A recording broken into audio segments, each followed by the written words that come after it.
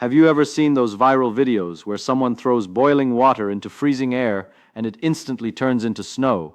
Or maybe you've heard an even stranger claim: sometimes hot water freezes faster than cold water. At first glance, that sounds completely impossible. If you asked most people, including many students in physics class, they would say the same thing: cold water already has a head start, so obviously it should freeze first. And yet, experiments going back centuries suggest something strange is happening. Even thinkers like Aristotle, René Descartes, and Francis Bacon wrote about cases where hot water seemed to freeze faster than cold water. And in the 1960s, a Tanzanian student named Erasto Mpemba famously noticed the same thing while making ice cream, which is why scientists today call this phenomenon the Mpemba Effect. Now here's where it gets interesting. Modern physics has shown that this strange behavior does sometimes happen under the right conditions. In certain experiments, water that starts near 90 degrees Celsius can actually begin freezing before water that started much cooler. But the real question is, how could that possibly be true? How can something hot become frozen faster than something that is already closer to freezing? To understand this, we need to step away from intuition and look at what's actually happening at the molecular level. Because water, simple H2O, is actually one of the most unusual substances in the universe. Its molecules form constantly shifting hydrogen bonds, reorganizing themselves into structures that behave very differently depending on temperature. And when water is heated, those bonds rearrange in a way that can sometimes allow it to cool and freeze faster under specific conditions. In other words, the mystery isn't really about temperature. It's about structure, energy, evaporation, and how heat leaves the system. And once you see the physics clearly, the paradox starts to disappear. So in this video, we're going to break this down step by step, just like we're standing at a whiteboard together. We'll explore why boiling water can appear to freeze instantly, what the Mpemba effect really is, why evaporation, molecular bonds, and supercooling all play a role, and why this strange phenomenon actually teaches us something deeper about how nature works. Because sometimes the universe behaves in ways that seem completely backward until you understand the hidden mechanisms underneath. Now let's start with the core mystery itself, what scientists call the Mpemba effect. This is the observation that under certain conditions hot water can freeze faster than cold water. Now at first, this sounds like it violates basic physics. If something starts hotter, it must cool down to the same temperature as the colder water before freezing begins. So logically, it should always take longer. But experiments have repeatedly shown that real systems don't always behave in perfectly simple ways. Here's what's really going on. When you heat water to very high temperatures close to boiling, you change several physical properties of that water. You're not just raising its temperature, you're actually changing the structure of the liquid itself. Let me explain this with a simple analogy. Imagine water molecules as people standing in a crowded room holding hands. These handshakes represent weak attractions called hydrogen bonding. These bonds constantly form and break, creating a shifting network inside the liquid. When water is cooler, many of these molecular handshakes are already formed. The molecules are somewhat organized. But when water becomes very hot, those bonds break apart. The molecules move faster, the structure loosens, and the network becomes more chaotic. Now here's the interesting part. As hot water begins to cool, those hydrogen bonds reform rapidly, and sometimes they reform in a way that allows ice crystals to begin forming more efficiently than in water that was never heated. In other words, heating can actually reset the internal structure of the water. This is one of the reasons scientists believe the Mpemba effect sometimes occurs. Research in the Journal of Chemical Theory and Computation suggests that heating water changes the energy distribution inside the hydrogen bond network, which can alter how quickly ice nucleation begins. But it's important to understand something. The Mpemba effect does not happen every time. In fact, it depends on several conditions, including container shape, airflow, evaporation, dissolved gases, and starting temperature. So this isn't a magical rule. It's a physical phenomenon that appears when multiple variables align in a specific way. Think of it like this. Physics is rarely about a single cause.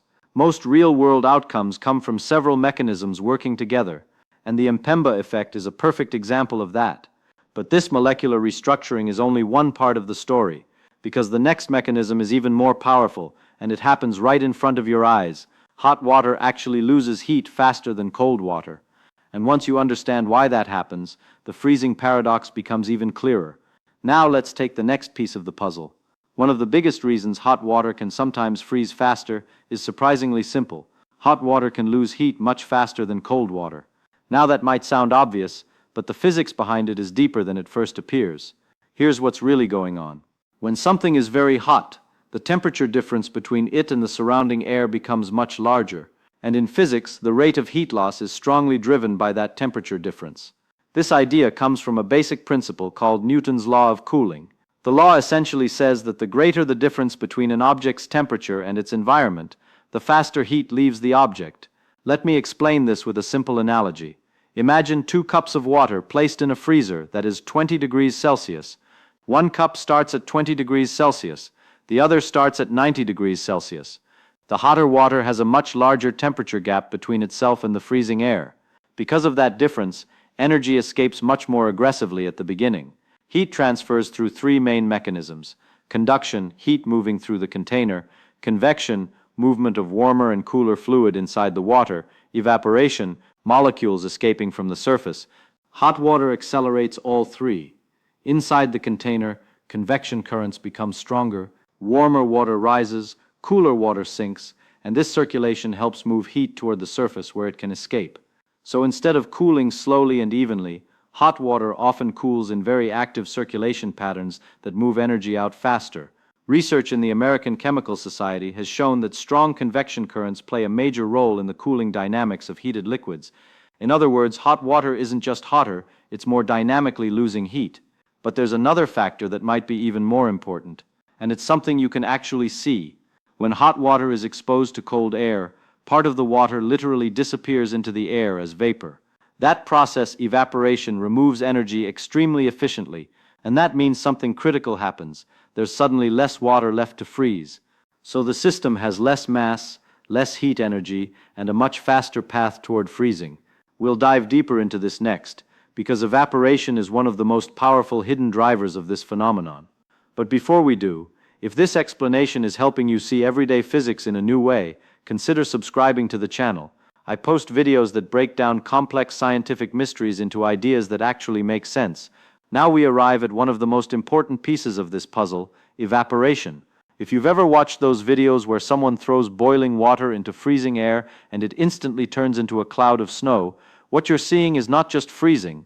What you're actually seeing is rapid evaporation combined with freezing. To understand this, we need to talk about how water molecules behave when they're hot. Inside any liquid, molecules are constantly moving. Some move slowly, some move very fast. The fastest molecules, the ones with the most energy, can escape the liquid and enter the air as vapor. That process is called evaporation. And here's the key idea: when those high-energy molecules escape, they carry heat energy away with them. This process is extremely efficient at cooling liquids. In fact, evaporation removes far more energy than simple conduction or convection. Let me explain this with a simple whiteboard analogy. Imagine a crowd of runners leaving a stadium. The fastest runners leave first. Once they're gone, the average speed of the people left behind becomes slower. The same thing happens in water. The fastest, most energetic molecules escape first, and the water that remains instantly becomes cooler. Now, when the water starts out very hot, evaporation becomes much stronger. Large numbers of energetic molecules escape rapidly into the cold air. That means 2 important things happen at the same time. First, the remaining water cools dramatically faster. Second, and this is critical, the total amount of water decreases. Less water means less mass that needs to freeze. Studies from the Royal Society of Chemistry and other thermodynamics research groups have repeatedly shown that evaporation can remove a significant portion of water before freezing even begins. In some experiments, hot water lost 10–20% of its mass through evaporation before it reached freezing temperatures. Think about what that means. The colder water might still have 100% of its mass, while the hot water now only has 80–90% left to freeze. So it's not just cooling faster, it's actually becoming a smaller system, and smaller systems lose heat faster. Now combine that with the next factor, something that most people have never heard of. Water doesn't always freeze exactly at 0 degrees Celsius. In fact, sometimes water can cool below freezing without turning into ice at all. This phenomenon is called supercooling, and it turns out to be one of the most surprising pieces of this entire story.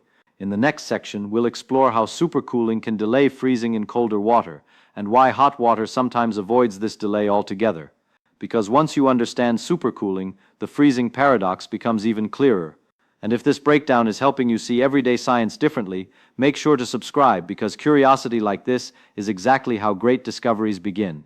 Now we come to one of the most fascinating parts of this story, something called supercooling. Most people believe that water freezes exactly at 0 degrees Celsius, but in reality, that's not always true. Water can sometimes cool well below 0 degrees Celsius and still remain liquid. This happens because freezing requires more than just a low temperature. For ice to form, water molecules must organize themselves into a crystal structure. That process requires what scientists call a nucleation point, a tiny starting site where ice crystals begin to grow. This process is known as ice nucleation. Without nucleation points, such as dust particles, dissolved gases, or microscopic impurities, water molecules may stay disorganized even below freezing temperature. So the water keeps cooling and cooling and cooling, still liquid. This is why in laboratory experiments perfectly pure water has been observed remaining liquid at temperatures as low as 40 degrees Celsius before suddenly freezing. Now here's where things get interesting. Cold water is actually more likely to supercool. Hot water, on the other hand, often experiences less supercooling. Why? Because heating water changes several properties of the liquid. When water is heated close to boiling, it removes many dissolved gases trapped inside the liquid. Heating also causes microscopic particles and impurities to behave differently. These changes can create conditions where ice crystals form earlier during cooling. So even though the hot water starts at a higher temperature, it may begin freezing sooner because it avoids deep supercooling. Let me explain with a simple scenario. Imagine two containers placed inside the same freezer. Container A starts at 20 degrees Celsius. Container B starts at 90 degrees Celsius. Container A slowly cools and reaches 5 degrees Celsius but remains liquid due to supercooling. Meanwhile, container B cools rapidly and reaches 0 degrees Celsius and begins forming ice crystals immediately. Even though container B started hotter, it begins freezing first. That's the paradox. The colder water actually waits longer before freezing begins. This mechanism has been explored by researchers studying phase transitions in water, including work supported by institutions like the Royal Society, which has documented how supercooling conditions can dramatically alter freezing times. So now we have several pieces of the puzzle. Hot water loses heat faster. Hot water evaporates more. Hot water may avoid deep supercooling. Hot water restructures its molecular bonds. When these effects combine under the right conditions, the impossible suddenly becomes possible. Hot water can freeze faster than cold water. If this explanation is helping you see the hidden physics behind everyday phenomena, consider subscribing. On this channel, we explore questions that seem simple but reveal extraordinary science once you look deeper. Now let's examine another subtle factor that often goes unnoticed: the gases dissolved inside water. Most people think of water as simply H2O, but real-world water almost always contains dissolved gases like oxygen, nitrogen, and carbon dioxide. These gases enter water naturally from the surrounding air, and they play a surprisingly important role in how water freezes. When water is heated close to boiling, something interesting happens. Those dissolved gases begin to escape. You've probably seen this before. As water heats in a pot, tiny bubbles start forming before it even begins to boil. Many of those bubbles are actually dissolved gases leaving the liquid. This process is called degassing. Now here's why that matters. Dissolved gases can interfere with how water molecules organize themselves during freezing. They create tiny disruptions in the liquid structure, which can make it harder for ice crystals to form smoothly. When water is heated and degassed, the molecular environment becomes more uniform. That may allow ice crystals to begin forming more easily once cooling starts. Let me give you a simple way to picture this. Imagine trying to stack bricks into a perfect wall. If there are random balloons floating between the bricks, the wall becomes unstable and difficult to build. Those balloons represent dissolved gases. Remove them and suddenly the bricks can align much more easily. The same idea applies to water molecules forming ice crystals. Some researchers studying freezing behavior have shown that degassed water can freeze under different conditions compared to untreated water. Experiments discussed by organizations such as the American Physical Society highlight how dissolved gases influence nucleation and crystal formation. But remember something important. None of these mechanisms work alone. The Mpemba effect happens only when several factors combine: faster heat loss, stronger convection currents, greater evaporation, reduced dissolved gases, changes in hydrogen bonding, differences in supercooling behavior. Think of it like a set of dominoes. If enough of them fall in the right order, the result can look shocking: hot water freezing before cold water. But if even one condition changes, the effect may disappear completely. That's why scientists still debate the exact mechanisms behind the Mpemba effect today. It's not a single rule of nature, it's a combination of interacting physical processes, and there's still one more fascinating piece to understand: the famous moment when boiling water thrown into freezing air instantly turns into snow, because what looks like freezing is actually something even more dramatic happening in the air. In the next section, we'll break down the physics behind this stunning visual effect and why extreme cold can transform boiling water into ice crystals almost instantly. Now let's talk about the dramatic demonstration that made this phenomenon famous. You may have seen people standing outside in extremely cold weather, sometimes 30 degrees Celsius or colder, throwing a cup of boiling water into the air, and suddenly the water explodes into a cloud of tiny ice crystals that look like snow. At first glance, it appears as if the boiling water instantly froze, but something slightly different is happening. To understand it, we need to look at how liquids behave when they are broken into very tiny droplets. When someone throws boiling water into freezing air, the water doesn't stay as one liquid mass. It breaks apart into thousands of microscopic droplets. Each droplet now has an enormous surface area compared to its size, and surface area is extremely important for heat transfer. The more surface area something has, the faster it can lose heat to the surrounding air. This principle is closely related to the physics behind heat transfer. So instead of cooling as one large cup of water, the liquid is suddenly divided into countless tiny particles that can lose heat almost instantly. But that's only part of the story. Remember what we discussed earlier about evaporation. Because the water is boiling hot, many molecules already have enough energy to escape as vapor. When the droplets hit the extremely cold air, evaporation happens explosively. The droplets rapidly lose energy, cool down, and freeze into tiny crystals. This transformation is part of a process called flash freezing. Flash freezing happens when heat leaves a substance so quickly that it transitions from liquid to solid in a very short time. The key ingredients are extremely cold air, very small droplets, rapid evaporation, fast heat loss. Combine those conditions together, and boiling water can appear to freeze in mid-air. This effect has been demonstrated and studied in cold climate research environments, including work referenced by the National Science Foundation, where scientists examine rapid freezing behavior in polar conditions. But here's the important takeaway: the water isn't magically freezing faster simply because it's hot. Instead, being hot triggers several physical processes that dramatically accelerate cooling. Evaporation increases, droplets form, surface area expands, heat escapes rapidly, and once the temperature drops below freezing, ice crystals form almost immediately. So what looks like a physics-defying trick is actually a beautiful demonstration of how thermodynamics, molecular motion, and environmental conditions interact. And when you step back and see all these mechanisms working together, the mystery begins to disappear. But there's one final insight that ties everything together, and it reveals something deeper about how science really works. Because the Mpemba effect teaches us a powerful lesson. So what have we really learned from this strange idea that boiling water can sometimes freeze faster than cold water? At first it feels like a contradiction. Our intuition says the colder water should always win, but science teaches us something important. Nature doesn't always follow our intuition, it follows physical laws, and when we examine those laws carefully, the mystery begins to make sense. What looks like a paradox is actually the result of several mechanisms working together.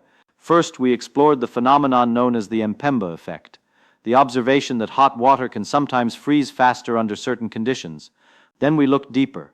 Hot water often loses heat faster due to Newton's law of cooling.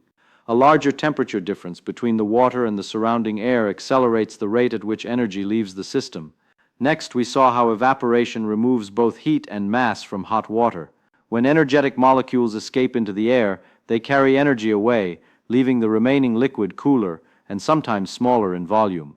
We also explored how heating water changes its internal structure through hydrogen bonding, resetting the molecular network that eventually forms ice. Then there's supercooling, the surprising reality that water can drop below freezing without turning into ice. In some situations, colder water supercools more deeply, delaying the moment when freezing actually begins. And finally, we saw how boiling water thrown into extremely cold air forms tiny droplets that lose heat rapidly through flash freezing, creating that beautiful cloud of instant ice crystals. When all these effects align, evaporation, heat transfer, molecular restructuring, and supercooling, the impossible suddenly becomes possible. Hot water can freeze before cold water, but the deeper lesson here is not just about water. It's about how science works. Many discoveries begin with something that looks wrong, something that contradicts what we expect. Instead of ignoring those moments, scientists investigate them. They ask questions, they run experiments, and slowly, piece by piece, they uncover the mechanisms hidden underneath. That process of curiosity is exactly what drives scientific progress. So here's a challenge for you. The next time you see something in nature that doesn't make sense, don't dismiss it. Ask why. Because behind many everyday mysteries are incredible insights waiting to be discovered. And sometimes a simple cup of water can teach us profound lessons about how the universe works. If you enjoyed this exploration, consider liking the video and subscribing. On this channel, we break down complex scientific ideas into clear explanations, helping you see the hidden physics shaping the world around you. And until the next video, stay curious.